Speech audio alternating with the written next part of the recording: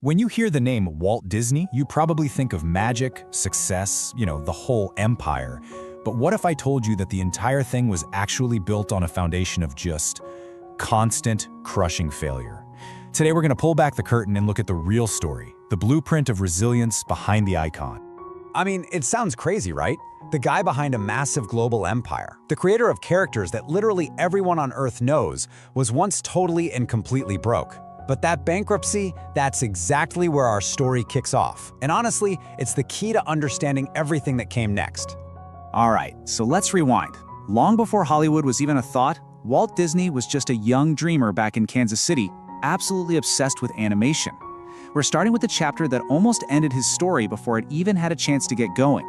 So, picture this. It's 1921, and Disney starts his very first animation studio, called Laugh-O-Gram. He poured everything he had into it, but here's the thing.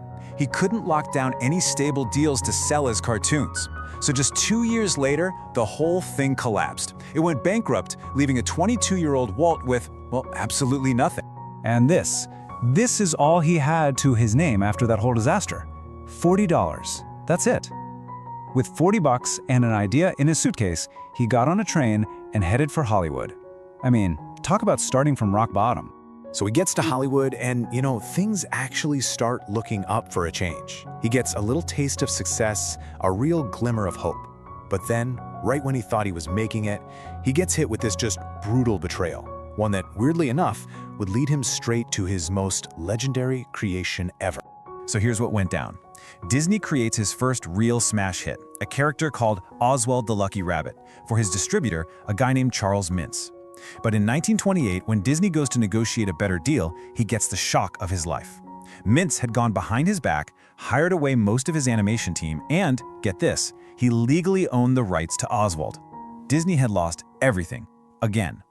So on that long, lonely train ride home, feeling totally defeated, he just started to sketch. And what he sketched was a mouse. And this, right here, this was the absolute turning point. Yeah, losing Oswald was a gut punch for sure. But it forced him to create Mickey Mouse, a character that he made sure he owned, lock, stock, and barrel. That horrible betrayal taught him a lesson he never forgot about, owning your own creative work. And the little mouse born from that failure? Well, he became the cornerstone of the whole Disney empire. So you'd think, okay, he's got Mickey Mouse, now he's golden, right? The struggles are over. Nope, not even close. This next part of his story shows that even with a bona fide star on his hands, the industry still thought his biggest ideas were just a total joke. Seriously, it was just this constant wall of rejection.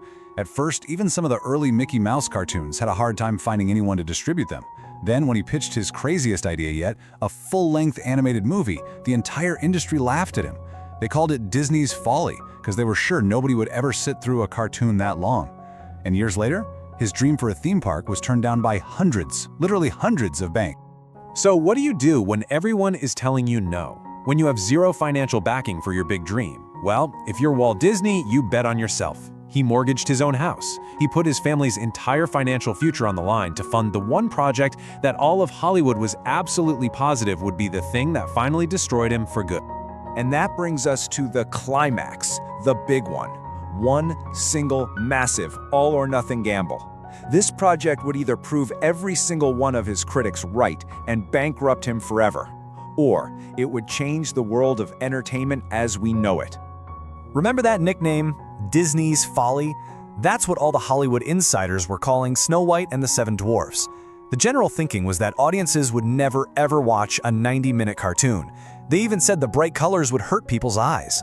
The whole concept was seen as a financial death wish. You can just imagine the immense pressure he was under. And then came the premiere. And the film wasn't a failure. It was a complete and total phenomenon.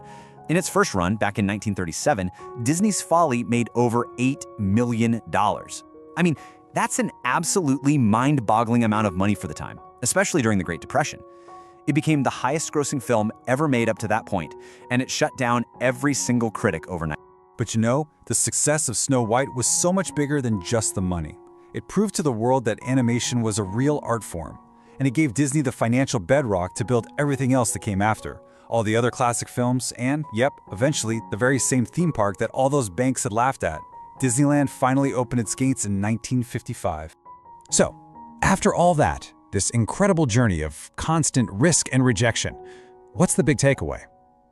I think it's a lesson that's probably best heard from the man himself.